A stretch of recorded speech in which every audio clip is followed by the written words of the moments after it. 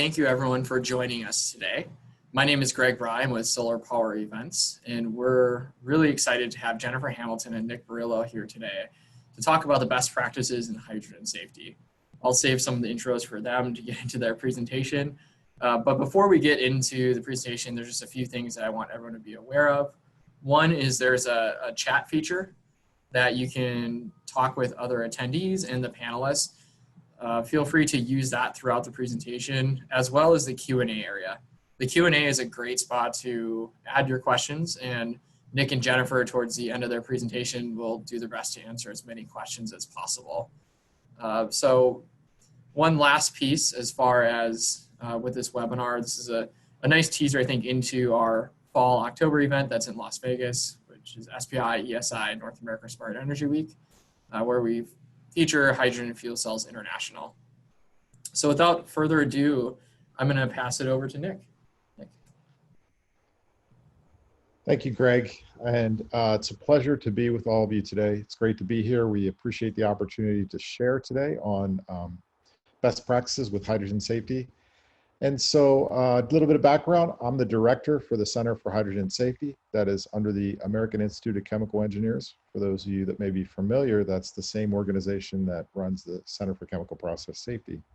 I'm also the manager of the Hydrogen Safety Program at the Pacific Northwest National Laboratory and have been working in hydrogen for about the last 15 to 20 years, and I'm a fire protection engineer by trade. My co-speaker today is Jennifer Hamilton. She is the Safety Education Codes and Standards Program Manager for the California Fuel Cell Partnership. She's actively involved in safety codes and standards development and has delivered first responder training for hydrogen fuel cells to thousands of first responders. I've worked with Jennifer for many, many years. She's an excellent resource in this area and has been a big part of moving hydrogen forward in California and around the US and internationally as well. So it's great that we have her on board for this time as well. So I'm going to jump right in. So sorry about the hitting the keys too much here, but so I want to just intro a little bit to talk about solar and hydrogen and how some of those fit. Hydrogen is an excellent storage solution for intermittent solar energy. It provides larger and longer term storage, and that's better handled by hydrogen. Hydrogen is really a fuel carrier in this means, acts sort of as a battery, but it's not subjected to some of the issues with batteries such as weather changes and other related issues. So hydrogen can really be an excellent storage means for solar, and we're starting to see projects come along these lines. I also wanted to highlight a few things. Today we're going to talk about why safety is important, what we've learned in the past 15 years, and then sharing the learnings and how that has a broad impact. So I'll start out by saying, did you know that no energy source is inherently safe? So a lot of times we'll be questioned about hydrogen and hydrogen safety, and it's certainly new to many folks coming into this area as a fuel. So I really have down here on the slide 3 fuels that we could see: gasoline, hydrogen, and solar. And you can see with all of those fuels, there's hazards that are to those that are using them. So even things like gasoline, we have liquid pooling and flammability. Heavy vapors, they remain near to the ground. Certainly we all understand on the electrical side things like arc flashes, shocks, and thermal burns. And for hydrogen, the pressures and flammability and some embrittlement of materials. One of the better features of hydrogen is it's very light, so it doesn't like to hang around in spaces very long. So a quick snapshot, who is the Center for Hydrogen Safety? I want to give you a little bit of background on where we're coming from. So the center is it's a global nonprofit membership organization really focusing on applied safety. We're bringing together a community, a global community, to expand the body of safety knowledge, to make that more available, to remove the barriers and enable the timely transition to hydrogen as a fuel. We support the use of hydrogen across both legacy applications as well as the new transition applications such as fuel cell technologies. And we provide a common communication platform and a global scope to ensure that information is shared, guidance and expertise are available to all stakeholders and participants. You can see there on the right in the figure that some of the things that we do, and I'll jump a little bit more into those in a later slide. Timeline, just to show you, we've been at this for quite a while. In the US in 2003, the president's mandate was to move towards a hydrogen society. As a result of that, there were a number of safety resources that were stood up. One of those is the Hydrogen Safety Panel. Some others are first responder training, in which Jen is going to talk more about and in detail. And then things like lessons learned and best safety practices. And then as we move further to the right there, you can see that we eventually moved into this thing called the Center for Hydrogen Safety, of which is helping bring this presentation to you. Current membership for the center. The membership opened its doors in April of 2019. So you can see already it's got some very strong support by industry and governments and universities, et cetera. So we have quite a few members, 37 right now, and we have some strong strategic partners that are helping us bring this message and get the information out. So I'm going to go back a little bit and talk about why hydrogen is a fuel. Well, there's a number of reasons why we look at hydrogen as a fuel and its benefit. It's among the most abundant elements in the universe. It's an excellent energy carrier. When used with fuel cells, it provides zero emissions. It's economically competitive, can be made nationally, doesn't need to be imported. And certainly there's been a large use of hydrogen safely in industry, and I'm going to talk about that in a second.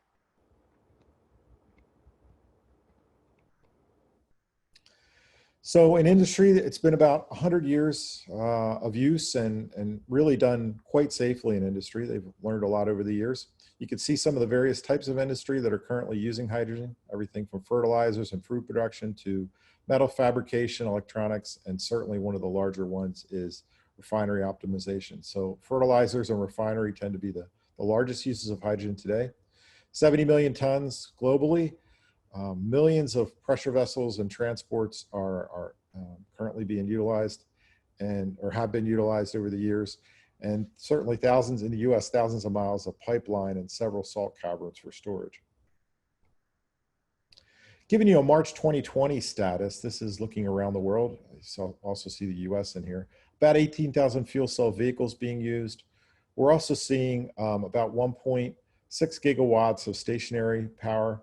And the two areas that really, for hydrogen and fuel cells that have been really successful are the fuel cell forklift industry, as well as stationary power like cell tower backup sites have really seen some very good growth and are being very successful. Certainly on the forklift side, some very good value propositions coming in there and are showing some great early successes. Looking out to 2050, you can see what some of the numbers are for around the world, what's anticipated for vehicles and some other applications. So certainly expecting quite a bit of growth in this area. So thinking about this, the key element to enable this industry to move forward, like with any new technology, is addressing safety. So like all technologies, safety issues can be a deal breaker if they're not addressed. It becomes even more difficult with new technologies as both the public and those utilizing the technology aren't real familiar with its use and are able to effectively address some of those safety issues. So that's really what birthed a lot of the concepts that you'll see in this presentation, as well as the Center for Hydrogen Safety. It's really getting some independent and experienced safety resources together and making those broadly available, sharing the information so that others can have it as they enter the industry, and those that are more experienced being able to bring it back to other folks. And so communication is really a key part of bringing safety and enabling safety broadly. I'm routinely asked the question, what's the most significant safety hazard with hydrogen? And there are technical issues that need to be addressed. There's equipment and use issues. But I think what we've seen over the years is really about communication. You see some of the words here on the right about informing, advising, networking, and disseminating. It's all about communicating information to those that are maybe new or may not have had easy access to that information. And then it's bringing it from a trusted resource is so crucial. So it's really connecting. It's connecting those that are new with the information. It's also connecting those that have much experience to bring their learnings back to others. And that's a real big building block of where we're headed and what we need to do to enable this industry to be successful. Just a very brief primer on hydrogen. It's colorless, odorless, tasteless. It's non-irritating and non-toxic, but like any gas, it can be an asphyxiant. It's non-corrosive. Some of the properties that make it a little bit more hazardous are its flammability, and certainly used in the fuel cell applications are pressure hazards and then embrittlement. You can see looking at the right there some of the comparison to the more common fuels. It's got roughly 3 times the energy by weight compared to gasoline, but 4 times less by volume than gasoline.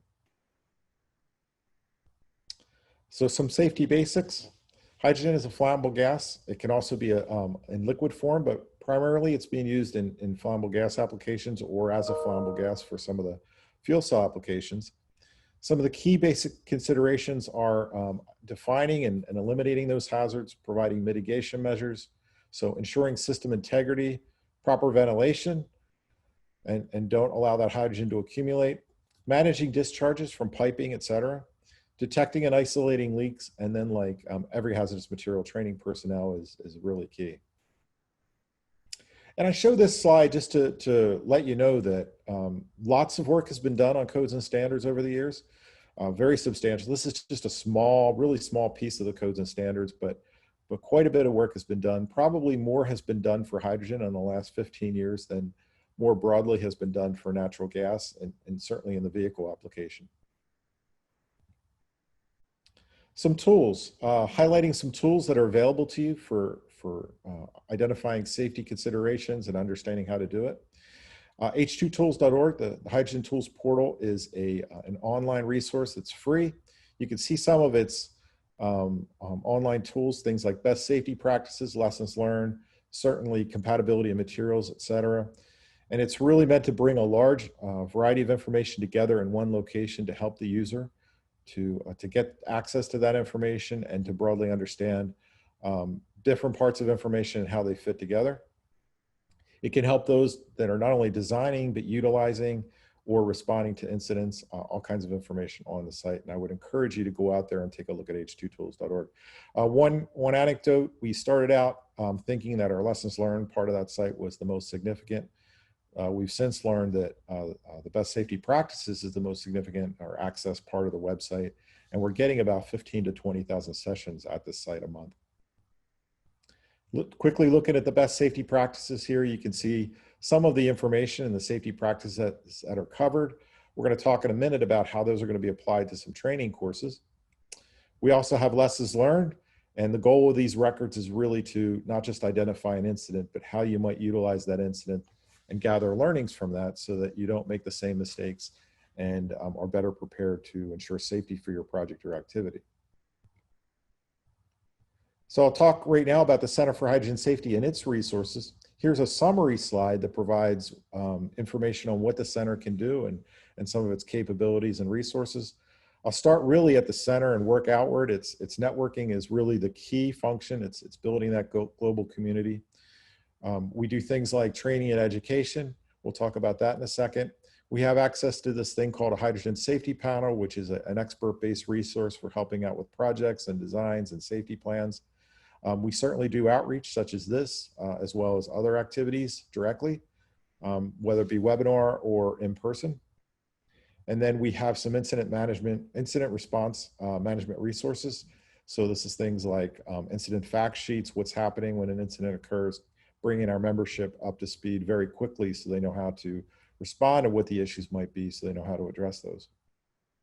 The networking side, we have things like member meetings and working groups. It's really all about facilitating a group that can address an issue, to define that issue, address it, and help resolve it.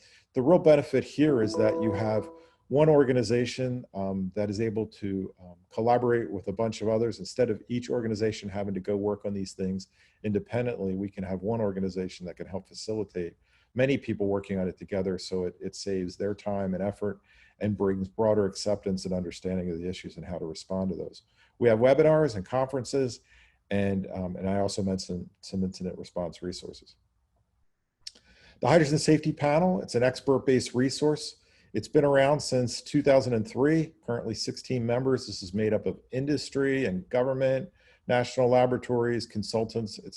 It's not directly the Center for Hydrogen Safety, nor is it PNNL. It's made up of a group of people. 17 years, and we've participated in 542 reviews and 376 projects. This is across the entire portfolio of fuel cell projects, as well as more of the legacy applications. And you can see some of the ways in which we share that information more broadly. Really excited about this. So we were given some feedback that suggested that we should take our best safety practices and make these into training courses. And we are doing just that. And so over the next 6 to 12 months, you can see some of the topics addressed here that we'll be bringing to courses online. We're also hoping to have a safety certificate program put together so that those that are working in your organization on hydrogen could get a certificate program so that you could ensure that they've been given some information to help them do that safely in their activities. We have conferences. Our next two conferences are coming up in September and October this year. And as you could have guessed, those are going virtual. It really opens up a great opportunity for you to hear more about the safety topics, what's going on, as well as to hear from leaders in safety and sharing their knowledge and information and their perspectives. This is, again, all about applied safety. It's not really much about R&D. There are other organizations that do that. So if you're looking to understand better how to apply, or you're getting in to understand the best safety practices, this is a really great conference to attend. And you can find out more on the CHS website, which you'll see later in this presentation. So some concluding thoughts and giving time for Jennifer to speak. We're going to see an increase in the use of hydrogen and fuel cell technologies. And a side note here is that really it fits well with solar technologies. And for generation, I didn't mention, but I'll say now that most of the hydrogen today is produced through natural gas reformation. There's a great desire worldwide to bring that through renewable means, such as solar and wind. And so you're going to see many, many more of these projects and technologies coming forth. Because hydrogen is still relatively new, the best safety practices may not be well understood by those that are participating. And as such, those are essential to get out broadly, and organizations such as the Center and the activities that we're doing here help to bring that to you. So we'll be available for more questions. We'll be monitoring those. And at the end, after Jennifer speaks, we're going to go through some of those questions and answer those hopefully for you. And if we don't get your question answered today, we'll work at getting back to you later. So with that, Jen, I pass it over to you, and look forward to hearing what you have to say.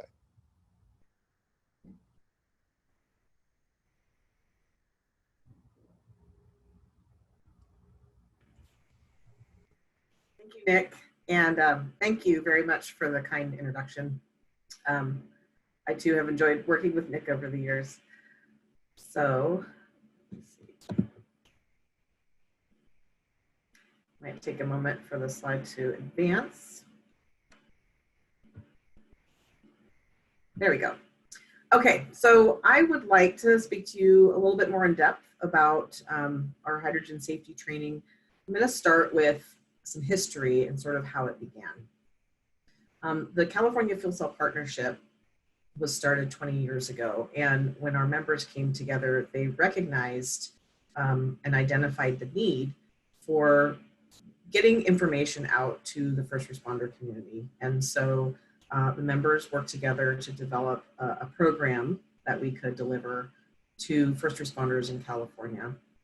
I came to the partnership, joined the partnership in 2006, and pretty quickly started working with Department of Energy and the various labs. And they developed an online awareness level training, which has since matured and is still a part of the curriculum, as you'll see.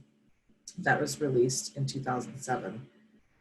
Then the DOE brought together stakeholders and built the fuel cell flame prop vehicle that you see pictured here. This was a really big accomplishment because we could then actually run drills with the first responders, and we could give them that hands-on experience that is really valuable to them. And moving forward, even still, we took safety learnings and what we've learned from training and so forth, and developed a national hydrogen and fuel cells emergency response training program. And this was, it was available for download. Since its release in 2014, it's had hundreds of downloads, not only around the US, but internationally. We were able to take the program with the prop and deliver in-person training, both in California and in other locations in the US. The prop itself has a trailer that it can be transported. But what we did was, rather than trying to do individual training for multiple shifts in fire departments, we moved to a train the trainer format. So we could do, one or two longer sessions, cover the entirety of the program, give them the hands-on and really immerse them in the information. The idea being that they could then download the program, integrate it into whatever existing training that they had for alternative fuel vehicles and so forth, and deploy it to their department the best way that worked for them. I did forget to mention previously that in the development of the program, what was recognized and the reason for the need to get this information out is because this is a different technology than what first responders had been used to seeing for other forms of transportation. And so that was part of the early identification there. Okay, so the program has been very successful, and again, lots of downloads, and it's being translated into multiple languages. So there's a definite use and sharing, not only again in the US, but around the world. It's a little bit slow for me for advancing the slides. Sorry about that. Okay. The overall goal for the first responder training is to really support the successful implementation for hydrogen fuel cells and infrastructure. And to do that, we need to provide technically accurate information, consistent messaging, and really information that can be absorbed by the emergency responder community. And to do this, we've utilized a number of integrated activities. So we mentioned the online training that's advanced to some self-paced courses online, and also video micro courses, which can be taken for credit. Of course, we have the hands-on operations level training with the classroom portion, as well as the running the drills and the hands-on portion. And then we still have the training material that can be downloaded and integrated into existing programs and disseminated to departments as they see fit. And it's really important to note that training the first responder and second responder community is important because they're a key stakeholder in the success of this technology. Not only because they have to potentially respond to an incident, but also because they're consumers like you and I, and so their comfort and acceptance of the technology will filter down into the community. And so there's kind of a multiple angles there, which are advantageous. I should probably click the advance a couple minutes or seconds before I'm ready to go. Okay, I'm gonna get a little bit more into detail with some of the training resources. So the online first responder safety training, we mentioned the awareness level training that was created early on in the program. It's been redeployed and updated recently to include video clips from videos that were made late 2019. What you're looking at here is actually representatives from Air Products with their equipment. They're speaking with Los Angeles County Fire personnel. And this was part of a video that we made. And this was in response to an incident that happened in Diamond Bar in 2018 with equipment like you see here. And, I just want to say that Air Products was very willing to help, and they wanted to get their learnings and information out. And we really wanted to make sure that all of the aspects of that incident were understood. There's, again, the micro training learning plans. So these are video based, And you see here a list of the topics. Again, we made all these videos late 2019. Lots of collaboration, lots of great work from key stakeholders, and there was a real coming together of the hydrogen community for making these videos, and it was a great time. There's some links for you there on that slide too to those programs.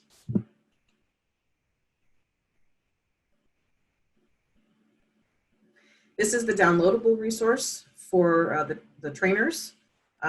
It's a PowerPoint slide deck, and the nice thing about it is that there are various levels of information in the slides. So someone could make a higher level awareness level sort of program for their department, or they could get very detailed and anything in between. This has gone through several updates since it was first launched in 2014. We've made updates almost every year with new information, updated information, videos, and so forth. So, and we'll continue to do that as we have more learnings to provide.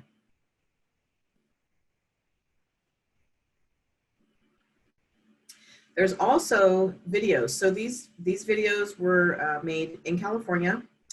They do include interviews with code officials and so forth, and they really are for the authorities having jurisdiction, or the code officials, in helping them to for an installation of a hydrogen project. These are also a very successful tool. I was with a station provider in San Francisco talking with San Francisco Fire. We showed them some of these videos, and they were very well received. There's some great information. I will say they will need some updating. They're getting a little bit dated, but there's still nonetheless some really good, useful information in those. Things like providing basic background information, codes and standards, kind of, if someone's seeing this for the first time in their community, they can have some really basic questions, anything from what is hydrogen to where do I find information? And the H2 Tools resource is a great thing to point them to.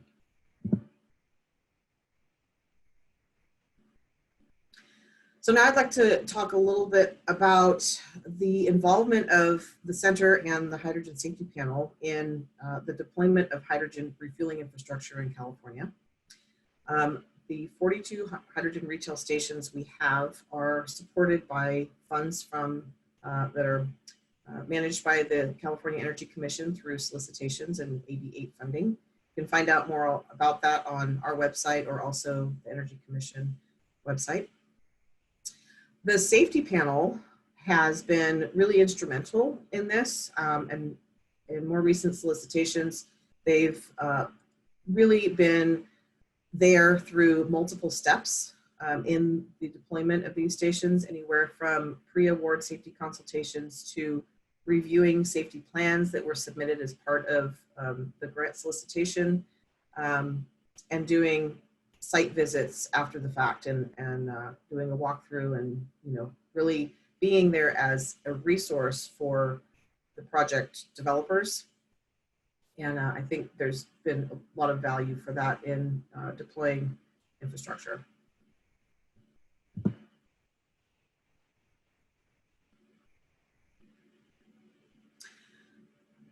So the impact, you learned a little bit about the safety panel. I'm going to talk a little bit more about them. What you're seeing on the right side here is the sort of process that happens. The panel can provide, again, that safety planning and guidance, and safety plan reviews. They can then go and perform the site visits. Any fact-finding or incident fact-finding that needs to happen, they can certainly participate in that. And through that process, identifying any gaps in learnings, or gaps that need to be filled in with any information. They can then share those learnings, and that feeds back into another round, or the next sort of safety planning guidance. So it's a very nice positive feedback loop that you see here. The safety panel, as Nick alluded to, are a group of very knowledgeable people with a lot of experience, and they really can see the big picture. So they're, again, a wonderful resource. One of the big goals for infrastructure I think with anything new is reducing cost. And of course, having good resources and safety can prevent some of the things that could lead to, a cost inflation. So definitely helping to reduce costs is a big feature. But I think the biggest one is the very last bullet on this slide, which is helping establish that stakeholder and public confidence. As I mentioned with the first responders and with the code officials, having that level of comfort, the knowledge, the support really helps to foster some good experience in getting new infrastructure down, and that filters down to the public confidence.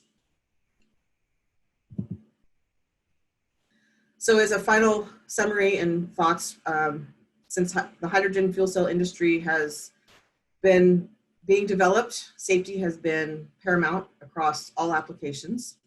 And everything from those safety codes and standards that have been developed, fire code, building code additions, the requirements for vehicles and components and everything in between. The first responder outreach and education, and for AHJs. Of course, the development of the hydrogen safety panel and their involvement over the years has been key. Those best practices and lessons learned that we've been able to incorporate into things like the first responder training. There's been a lot of international collaboration with safety as well as with codes and standards development, and that is also very key to the success of an industry. And our newest development of the Center for Hydrogen Safety, which is, again, a fantastic resource with its new videos and courses, and having the H2 tools and everything has really been all but positive, or everything positive for building this hydrogen community. And I believe that's my last slide. Thank you very much. And I will, I don't know if I can turn it over or Greg takes it, but I think it's probably okay to just leave as is. Thanks, right. Jen. Nice job, Jen. Thank you for sharing all that. We are getting some questions in, and I'll start filtering those questions. And a few of these look towards you, Jen, so I'll just start out with those. One set of questions came in that says, how are the first responders and firefighters responding to the trainings you've given? And what are their reactions if they're relatively new to hydrogen? So I will say overall, the response is very positive. I usually start out a class, especially if it's a new area, saying, have you ever heard of a fuel cell vehicle, a fueling station? Are you familiar with hydrogen?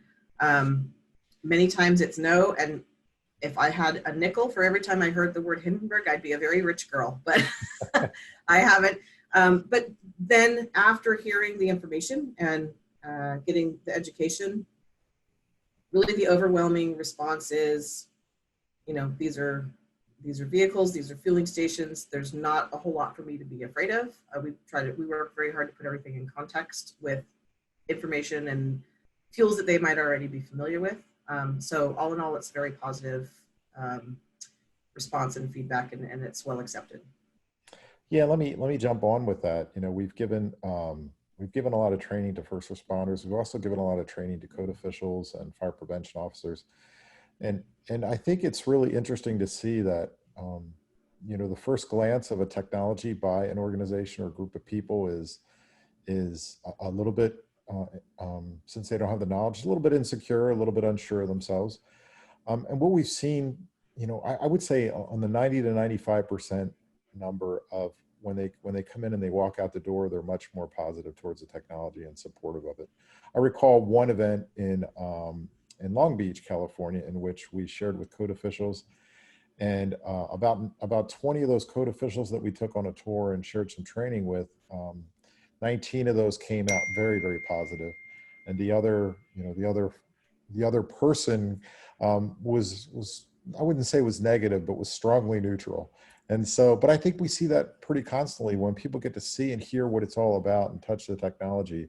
It really does change their perspective and helps them see a broader look at how safety it is and what the safety things that have been done to ensure the technology will be used properly and not have adverse consequences. So I think outreach, communication, training, all that is so critical.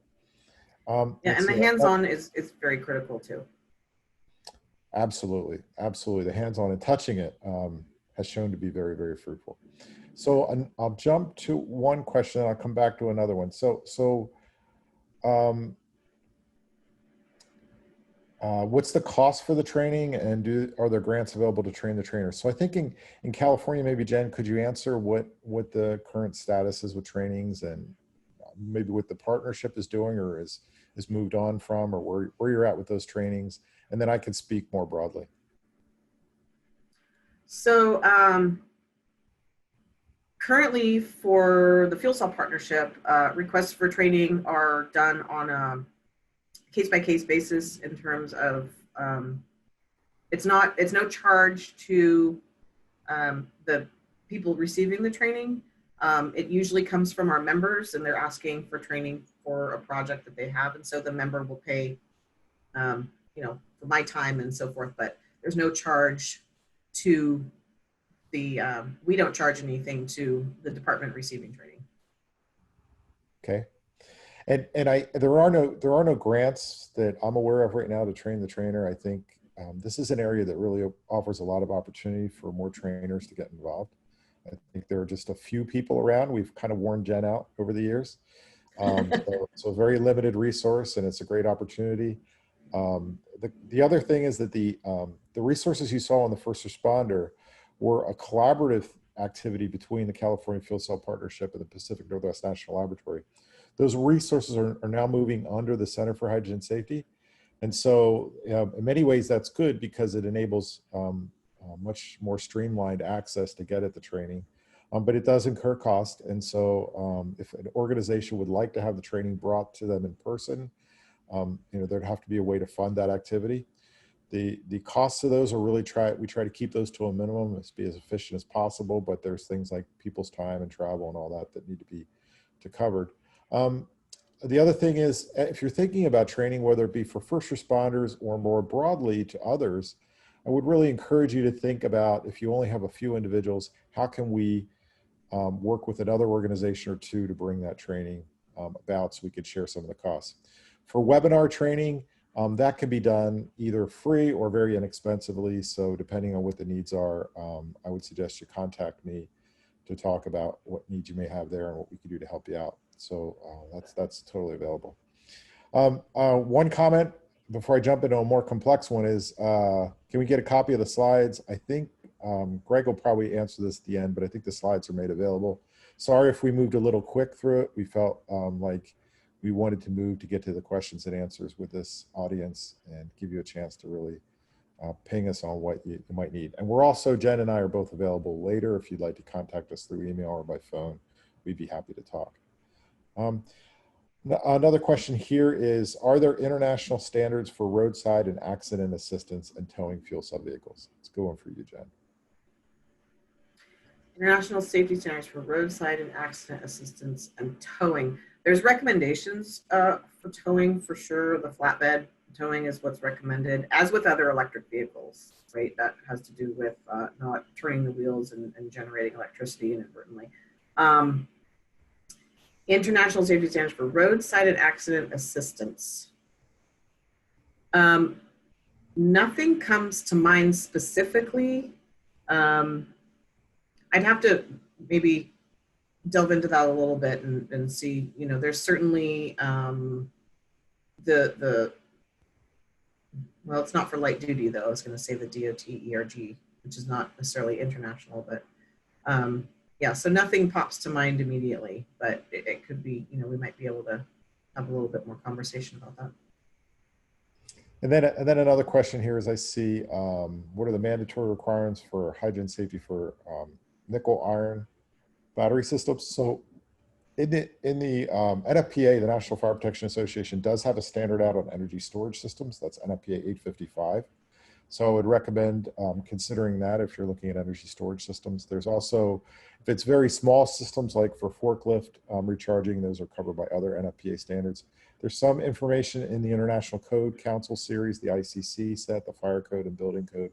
So those also have a little bit of information on battery systems as well. So would encourage consideration of those on that topic. I do have an answer on the slides. Yes, the slides will be shared at a video link as well on Monday, Monday of next week. So that'll be available very shortly. I'm not seeing other questions at this point. I think I can add a small comment to the previous question. The Department of Energy did just receive proposals for developing first responder and permitting official material for distributed energy systems. So those would be for, stationary, but like the combinations of systems, I guess. So that there could be more information. There will be more information, more training material coming down the pipe on that. Yeah, and I'll highlight one other thing. Thank you for sharing that. There's a lot of activities happening worldwide with hydrogen. I've been involved in this industry for about the last 15 years, and I've never seen the activity that I've seen in the last 2. Certainly, and especially in the U.S. where the government has pulled out, industry is moving more in, but worldwide, and none of this is really totally connected together. So what you're seeing a lot of activity: trains, planes, stationary applications, maritime applications, mobile applications, many applications with utilizing hydrogen and fuel cell technologies. And it's just really exciting to see all this taking place and the move in that direction. Just last night, Europe released their hydrogen strategy. Australia released their hydrogen strategy about 6 months ago. Canada's in the midst of doing some of that as well, and the US is updating some things on their strategy. And so you just see worldwide a lot of activity. Certainly China is among those that are really moving forward in this area as well, and we're seeing a lot of activity right there. I wanted to mention also that with the 2 conferences, we're excited that I just mentioned here by the solar power folks that we're partnering together for the hydrogen safety conferences and the North American Smart Energy Week 2020. So that's a big activity coming up, and we're going to, the events for the conference for the hydrogen safety portion will be timed a little differently, but due to the demands and the things that COVID has brought about. So, but we will be sharing some related topics and discussing some related topics in both of those conferences.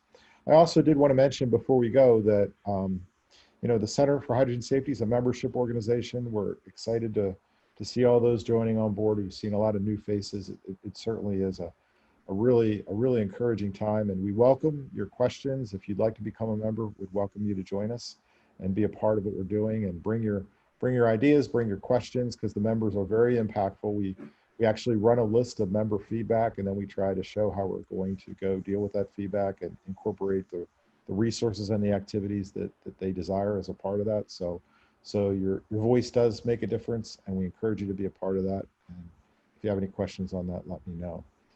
So if you'd like, you can visit us at www.aiche.org/CHS for the center.